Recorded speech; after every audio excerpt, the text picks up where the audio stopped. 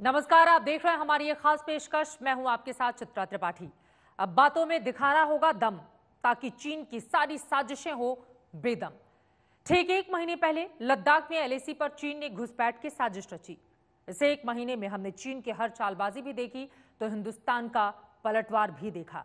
सीमा से जुड़े मौजूदा विवाद को निपटाने के लिए कल सुबह एक अहम बैठक त्रिशूल में होने जा रही है। इस हाई प्रोफाइल बैठक में दोनों ही देश अपना पक्ष रखेंगे।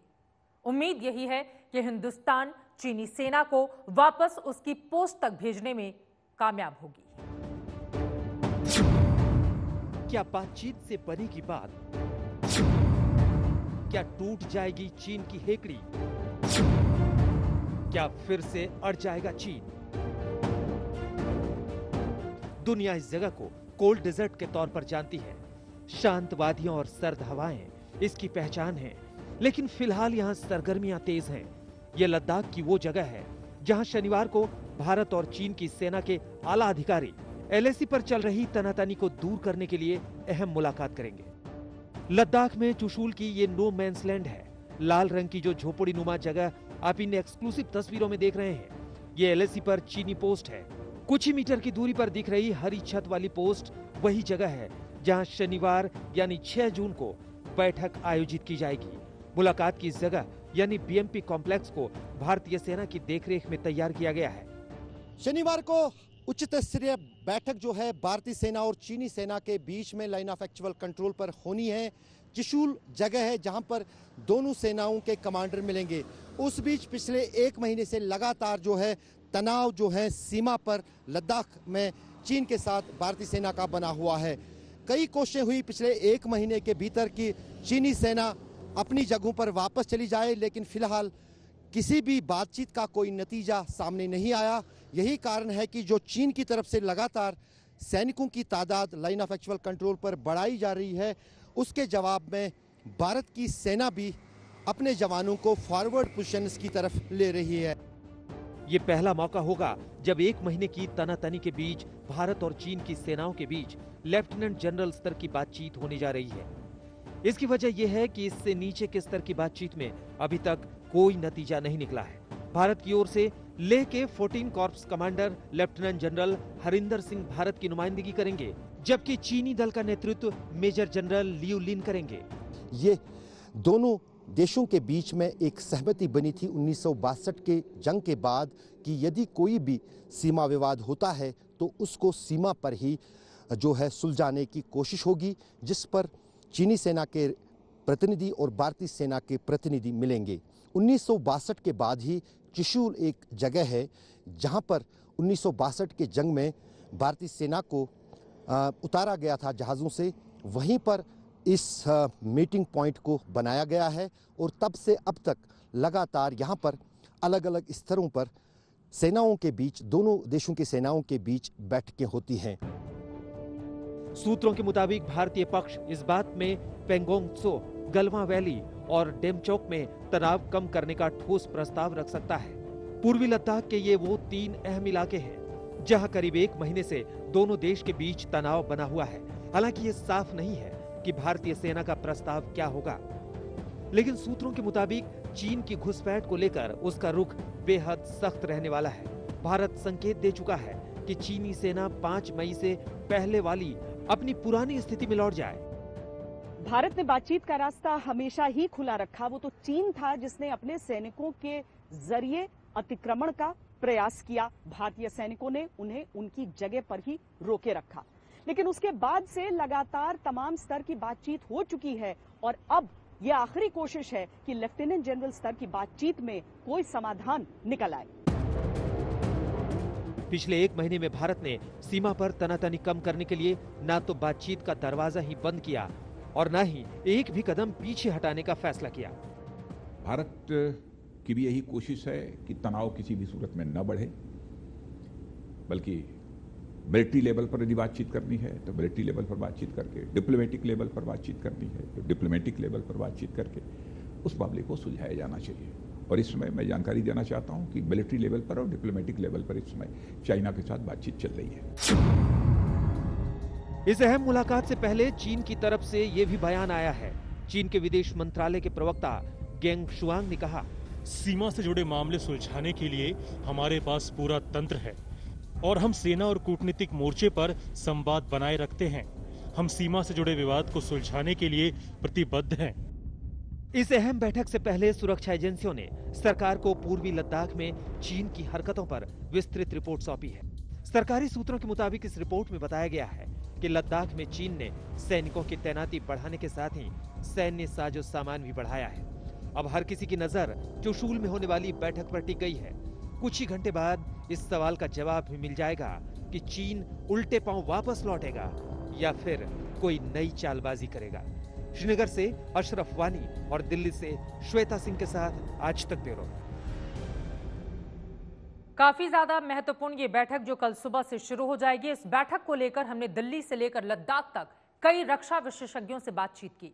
सबका यही मानना है कि हिंदुस्तान के पलटवार की वजह से ही 2 दिन पहले चीनी सेना पीछे हटने को तैयार हुई और अब बैठक में भी भारत अपना दावा मजबूती से सामने रखेगा।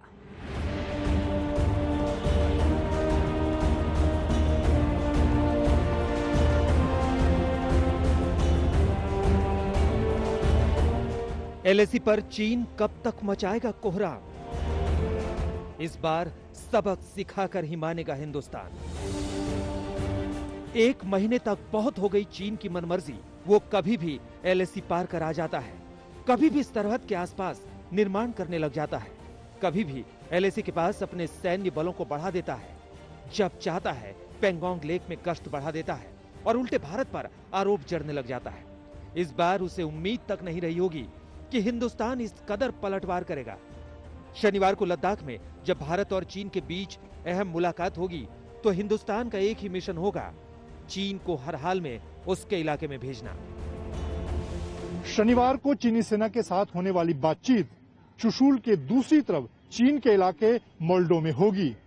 अब तक स्थानीय कमांडरों के बीच कई दौर की बातचीत हो चुकी है, लेकिन तनाव में कोई कमी नहीं आई।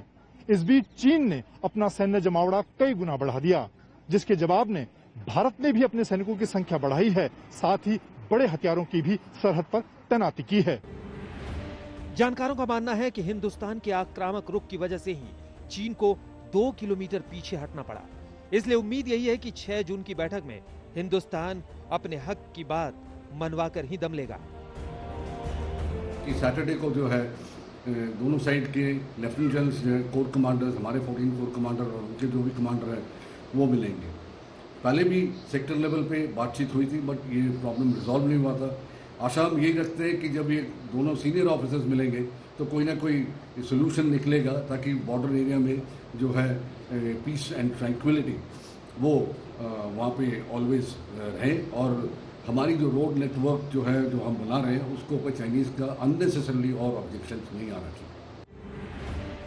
ऐसा नहीं है कि एलएसी पर यह टकराव पहली बार हुआ है, हर कुछ महीनों में ऐसा होता रहता है, लेकिन इस बार तनातनी इतनी हाई प्रोफाइल हो चुकी है कि सेना प्रमुख को ले जाना पड़ा, प्रधानमंत्री को अहम बैठक करनी पड़ी और फिर कमांडरों की सालाना बैठक में भी इस पर अहम रणनीति बनाई गई। इतना ही नहीं, लेह से 60 बोफोर्स तोप तक एलएसी के लिए रवाना करनी पड़ी। इन सारी कवायद का एक ही मकसद था, चीन को साफ साफ शब्दों में बता देना कि ये नया हिंदुस्तान है, बचकानी हरकतें करोगे तो बचोगे नहीं। इस लिहाज से शनिवार की बैठक खासी अहम है। क्लियरली दोनों गवर्नमेंट, भारत और चीन की गवर्नमेंट और डिप्लोमेटिक ऑफिसर्स की एक एग्रीमेंट हो चुकी है कि इस प्रेजेंट क्राइसिस या प्रेजेंट कन्फ्रंटेशन को एक मिलिट्री लेवल पे रिजॉल्व किया जाए। तो 6 जून की जो बातचीत होगी दोनों कोर कमांडर्स के बीच में, ये बहुत ही ज्यादा जरूरी है दोनों देशों के लिए। चीन की चालबाजी से सेना के पूर्व अधिकारी अच्छी तरह वाकिफ हैं। लद्दाख में रहने वाले इन अधिकारियों का भी मानना है कि ये 1965 का नहीं, 2020 का हिंदुस्तान है। चीन को यह अच्छी तरह समझ लेना चाहिए कि अगर पूर्व अधिकारियों में इतना जोश है तो मौजूदा सैन्य बल के सामने वो कैसे टिकेंगे। सेना जो गलवान नेला में जो घुसा है, जो हम ये संदेश देना चाहता है कि अगर 1 इंच भी आए तो उनको आगे धकेल देना चाहिए। हमें अपने जो रिटायरमेंट में एक्समैन हूँ उसके लिए हमें कब आदेश आए, जो कि हमें कब बुलाए कि उनके साथ जो है युद्ध करने के लिए कंधा से कंधा मिला के एक युद्ध के जीत दिलाने के लिए हमें क्षमता रखता है। हिंदुस्तान अपनी एक एक इंच भूमि की रक्षा के लिए सजग है, इसलिए इस बार उसने चीन का सामना करने में नई दिल्ली से लेकर LAC तक कोई कसर नहीं छोड़ी है। श्रीनगर से अशरफ वानी और दिल्ली से मंजीत नेगी के साथ आज तक ब्यूरो। दरअसल लद्दाख में विवाद 3 ऐसे स्थानों पर है जहां चीन सालों से अपनी नजर बनाए रखे है। फिलहाल पेंगोंग लेक के पास विवादित क्षेत्र का वो फायदा उठाते हुए लगातार आगे बढ़ता चला आया। आइए आपको दिखाते हैं कि खूबसूरत पेंगोंग लेक के किस इलाके तक घुस आए हैं चीनी सैनिक।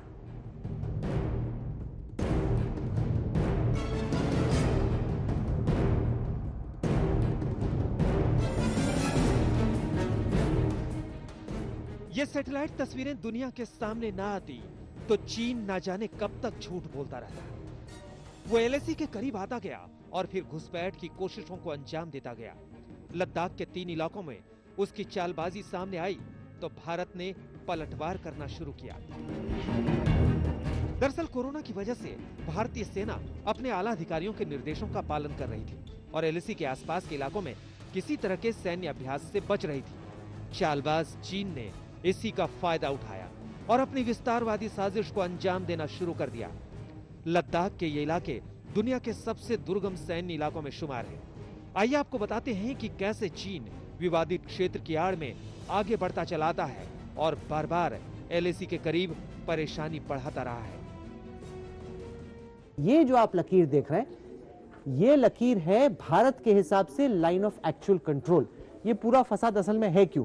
वो इसलिए क्योंकि चीन का मानना है कि ये वाली जो लकीर है ये है लाइन ऑफ एक्चुअल कंट्रोल, यानी कि इसके बीच का जो इलाका है वो विवादित स्थल है जहां पे ये तय नहीं हो पा रहा है भारत और चीन के बीच में, क्योंकि नक्शा भी फाइनलाइज नहीं हुआ है कि ये किसकी जमीन है। तो साधारण तौर पे हमारी जो सेना है वो भी यहाँ पे गश्त करती है, चीनी सेना भी गश्त करती है और अक्सर कई बार क्या होता है जब ये यहाँ से हिंदुस्तान की सेना की टुकड़ी निकलती है, यहाँ से चीन की सेना की टुकड़ी निकलती है तो इनके बीच में क्लैश हो जाता है।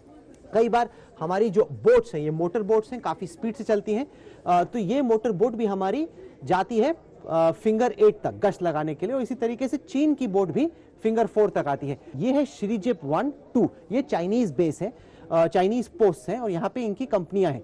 तो ये जो चाइनीज पोस्ट से आगे इनका एक बेस कैंप है, तो चाइनीज आर्मी ने क्या किया, आते आते वो फिंगर 4 पे आके बैठ गए। अब इस वक्त की स्थिति यह है कि चीनी सेना फिंगर 4 पे आके बैठ गई और साधारण तौर पे भारत की सेना फिंगर 8 तक गश्त करती है, लेकिन इस वक्त जब हमारी सेना गश्त करने की कोशिश करती है तो चीनी हमें इसके आगे जाने नहीं दे रहे। चीन की सैन्य गतिविधियां लगातार सैटेलाइट तस्वीरों की मदद से पकड़ में आती रही हैं। चीन की यूनिट्स बेस एरिया से पेंगोंग लेक के फिंगर 4 और फिंगर 5 में ऊपर की तरफ जाती हुई दिखाई दी। इससे पता चलता है कि चीन ऊंचाई पर सैन्य तैनाती करके मौके का फायदा उठाना चाहता है। दोनों देशों के बीच 2017 के डोकलाम तनाव के बाद यह सबसे बड़ा तनाव है। तब दोनों देश के सैनिक 73 दिन तक आमने सामने थे। अब लद्दाख में इस विवाद को पूरा 1 महीना हो गया है। खूबसूरत पेंगोंग लेक के आसपास बसे गांवों में भी इन दिनों सैन्य हलचलों से हड़कंप है।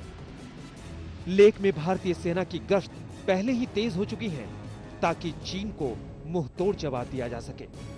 आज तक ब्यूरो। इन सब के बीच भारत चीन के बीच जो कमांडर स्तर की कल बातचीत शुरू होनी है, उम्मीद यही कि उससे कुछ बेहतर नतीजे इन दोनों ही मुल्कों के बीच निकल आए। हमारी इस पेशकश में बस इतना ही।